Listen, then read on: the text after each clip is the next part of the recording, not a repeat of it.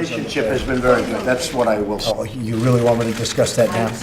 Everything is on the table. Mr. Everything. President, Mr. President, do you have any concerns about the Labor Secretary's handling of the Jeffrey Epstein case? I really don't know too much about it. I know he's done a great job as labor secretary, and that seems like a long time ago, but I know he's been a fantastic labor secretary.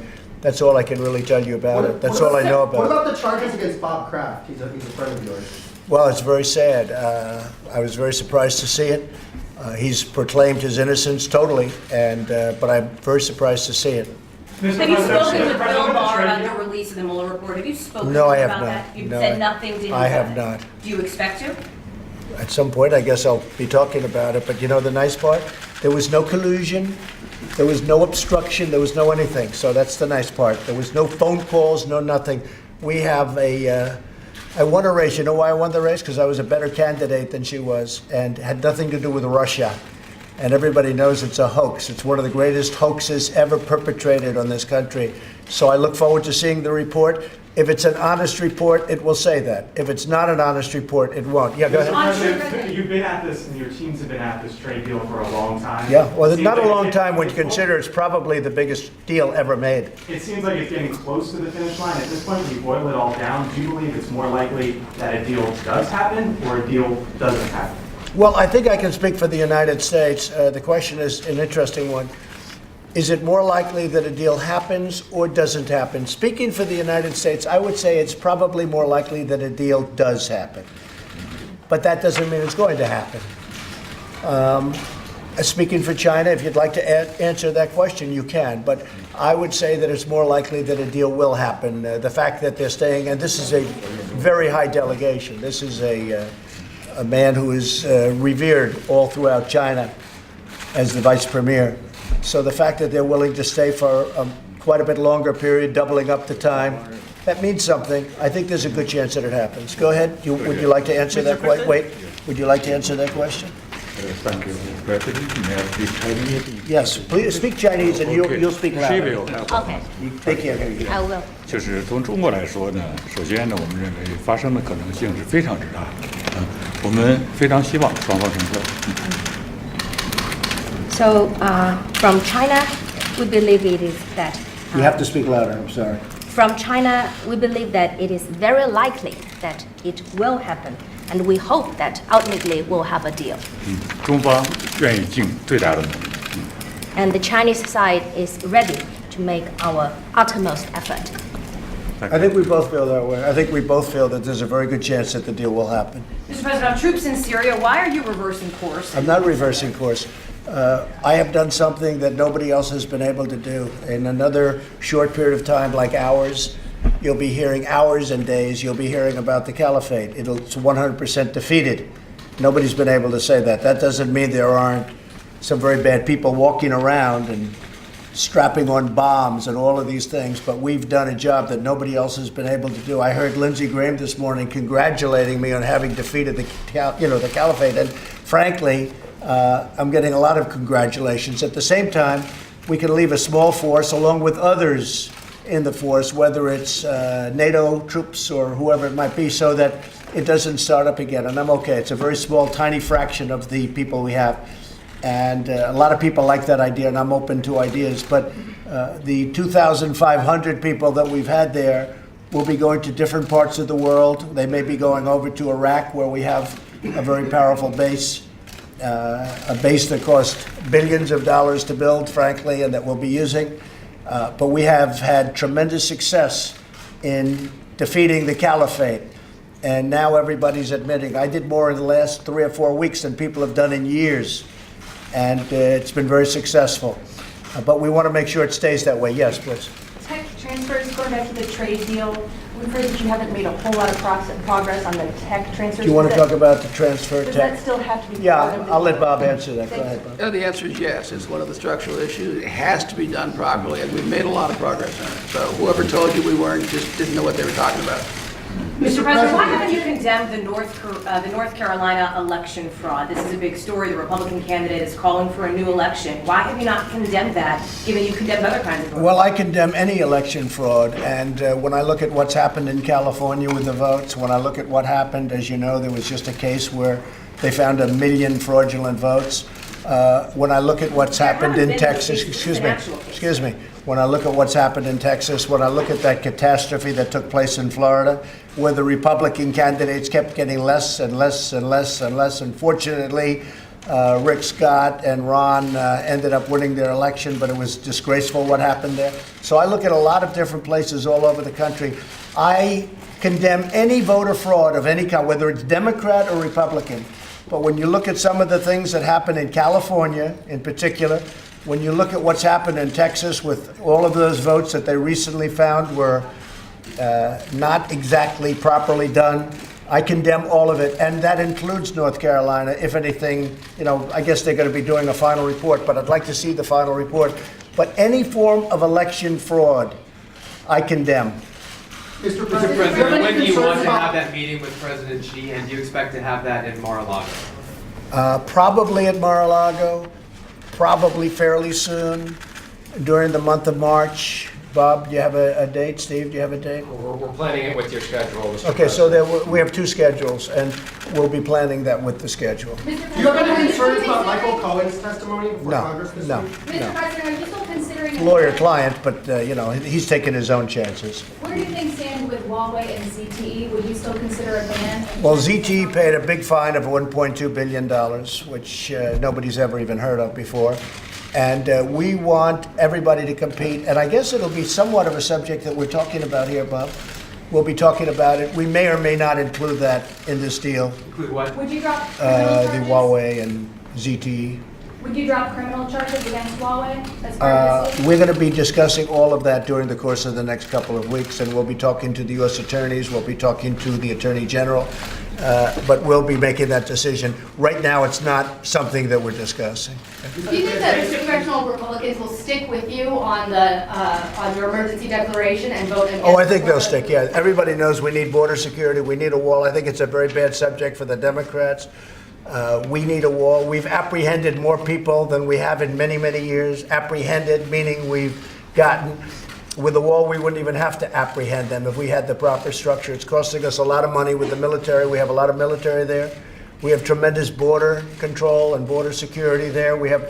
I'll tell you what, the people of border security, people of ICE, the law enforcement, generally speaking, have done an incredible job at the border. We have caravans heading up, and we're able to head out the caravans. We've done a great job. But if we had the wall, it would be much easier. And frankly, it would be a job that would be perfecto, and it would cost actually, ultimately, a lot less money. So you don't think Okay. that Will you veto that resolution? Thank you. President, What? Okay, I have a question from China Daily. You China tweeted Daily. yesterday that the U.S. will not block out currently more advanced technology in terms of 5G, 6G. What do you mean? Well, I'd like to have all companies be able to compete. I don't want to artificially block people out based on excuses or based on security. I don't want to have a security Including problem. Huawei? Wait, I'm talking about everybody, really, including, but I'm talking about everybody. Yeah. I don't want to use artificial blocking. We want to have great 5G. Ultimately, that's going to morph into 6G, and probably 6G will be obsolete in about 2 months, the way it's going, the way that whole world moves. But 6G at some point in the future will be obsolete. But I want to have competition with China, fair competition. I don't want to block out anybody if we can help it. Now, if there's going to be a security reason or something, then we have no choice. But that is one of the things we'll be discussing today. We want to have open competition. We've always done very well in open competition. Go ahead. Mr. President, your officials mentioned that there was a deal on currency. Can you explain to us what that Well, was? we'll let you know at the appropriate time. But we have a deal on currency and currency manipulation, yes. Will you definitively veto that resolution that was introduced today that would block your national emergency if it passes? On the wall? Yes. Will I veto it? 100%. 100%. And I don't think it survives a veto. We have too many smart people that want border security, so I can't imagine it could survive a veto, but I will veto it, yes. Mr. President, Yeah. last year you had blocked all U.S. assistance to Pakistan because of terrorists coming from there. No, I stopped paying Pakistan the $1.3 billion that we were paying them.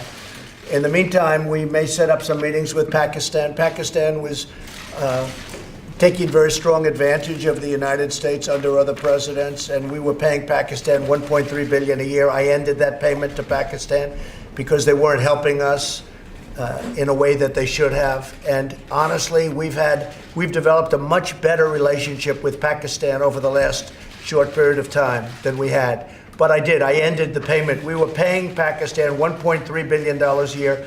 I ended that about 9 months ago. A lot of people don't know that, but I ended it 9 months ago. But there is still stuff coming from Pakistan attacking in Afghanistan and India. Resources in Afghanistan and India. But what are you talking about? What are you trying to refer to? You have to speak up. I can't hear you. Terrorists coming from Pakistan Yeah. have attacked Indian forces in Kashmir. That's right. No, it's a terrible thing going on right now between Pakistan and India is a very, very bad situation, and it's a very dangerous situation between the two countries. And we would like to see it stop. A lot of people were just killed, and we want to see it stopped. We're very much involved in that, yes, if that's what you're referring People in to. India are seeking right to self-defense. No, India is looking at something very strong. And I mean, India just lost almost 50 people and with an attack. So I can understand that also. But we're talking, and a lot of people are talking, but it is a very, very delicate balance going on. Right now, there's a lot of problems between India and Pakistan because of what just happened. In Kashmir. Are you talking about Kashmir? Yeah. In Kashmir, it's very dangerous. Yes, please. Mr. President, Wait. on Huawei, sir, just one quick follow-up. Are you planning an executive order on Huawei? Well, we're not doing anything right now. We may or may not put that in the trade agreement. We may be discussing it, but we'd only do that in conjunction with the Attorney General of the United States, because that is a matter that is outside of what we're doing. So we do that with the Attorney General if we do anything, and I guess there's a question as to whether or not that's being included in the agreement. Yeah, go ahead. Mr. President, we haven't gotten your response yet to Amazon pulling out of New York City, your home city. I think it's a big loss for New York City. I think it's a big loss. I think it's, if you look at the deal was not a great deal from the standpoint of they could have made a better deal than that, a much better deal. But still, I think it's a loss for New York City.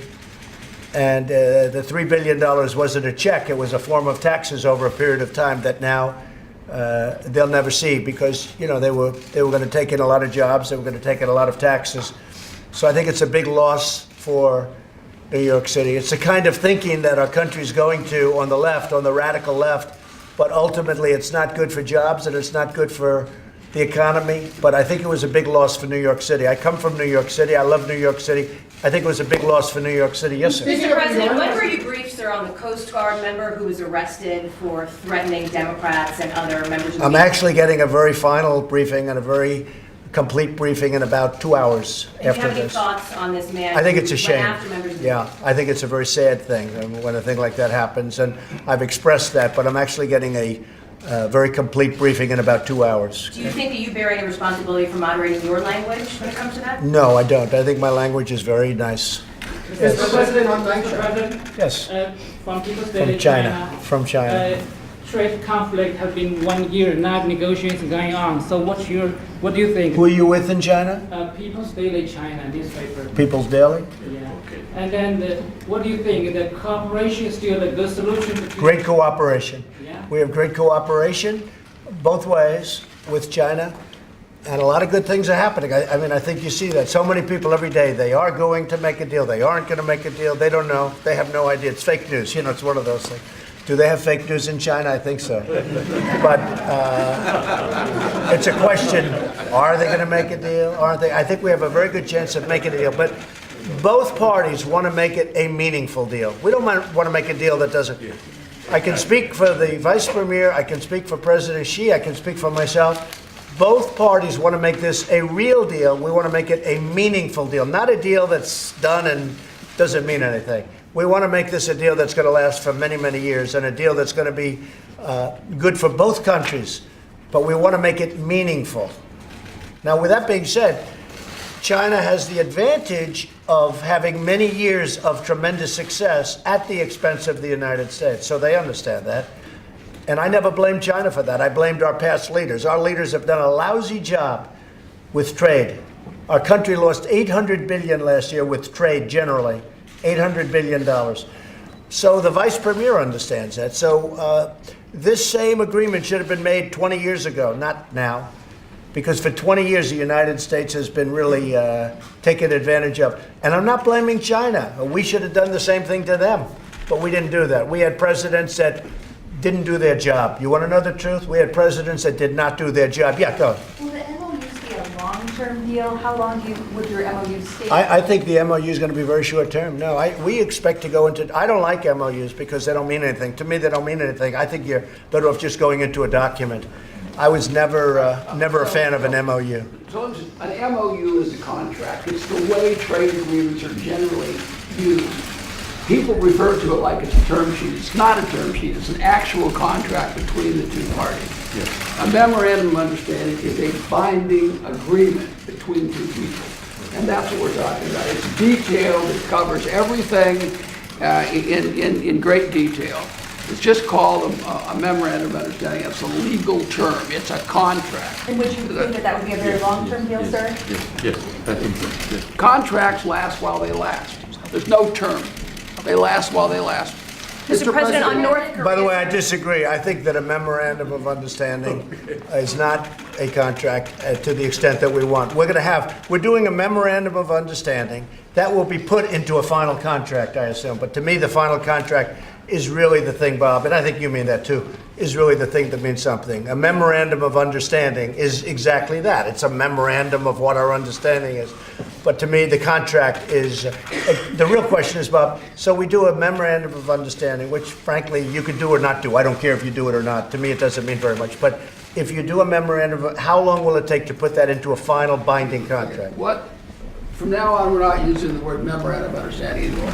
We're going to use the term trade agreement, all right? Okay. Right. No more. We'll never use the term. Good. We'll have the same document. It's going to be called a trade agreement. We're never going to use MOU again. Are they going to put that into another agreement? What we'll have will be a trade agreement that if we have trust, we have major hurdles. I don't want to put the cart in front of the horse. Assuming you decide on an agreement, it'll be signed by the two people. It'll be a trade agreement between the United States and China. Good. I like that much better. I like that term much better. Agree with that? Great. I wouldn't go into a memorandum. I would go right into a trade agreement. Either you're going to make a deal or you're not. To have these other agreements doesn't mean anything. That word again. Because they're not that meaningful, in my opinion. But anyway, I like that much better. Mr. President, what do you think needs to be done after your meeting with Lynn Patton on Rachel? On what? You had a meeting with Lynn Patton from the New York City Housing Authority? Yeah, Lynn Patton is great. And I can tell you, the New York City Housing Authority, the mayor of New York, has done a terrible job with public housing. We're trying to help them, but the mayor of the city of New York has done a terrible job with respect to public housing. We're getting reports back, and it's a disgrace how badly New York City handles its public housing. And he's heading to Iowa. Go ahead. Do you have any thoughts on Bill de Blasio heading up? Well, I think he has to learn how to run New York City before he starts running the country, because he hasn't done a very good job. On North Korea, including, by the way, with Amazon. On North Korea, your own administration officials say that Kim Jong-un has not actually decided yet whether he wants to denuclearize. So how can you meet with him if he doesn't even want to get the goal? We have had such a great relationship, and China has helped us a lot with North Korea and with Kim Jong-un since I got to office. If I were not elected president, you would have been in a war with North Korea. We now have a situation where the relationships are good, where there's been no nuclear testing, no missiles, no rockets. We got our hostages back. We have many of the remains back and coming back rapidly, the remains of our great warriors from many, many years ago, and the families are so thrilled and so happy. We've had a great relationship. The Singapore was a tremendous success. Only the fake news likes to portray it otherwise. We would have literally been in a war with North Korea, in my opinion, had I not been elected. Okay, thank you very much, everybody. Thank you. We'll see how it goes. I think it'll be successful. Do you think Steve King should You have to speak up. I'm trying. Steve King should run again for Congress. He said he'd run. You know, I don't know anything about the situation. When did he announce that? Today, he said he I have not seen it. He hasn't told me anything, so we'll have to take a look. You still in touch with him? I haven't spoken to him in a long time, no. I haven't spoken. I have not been.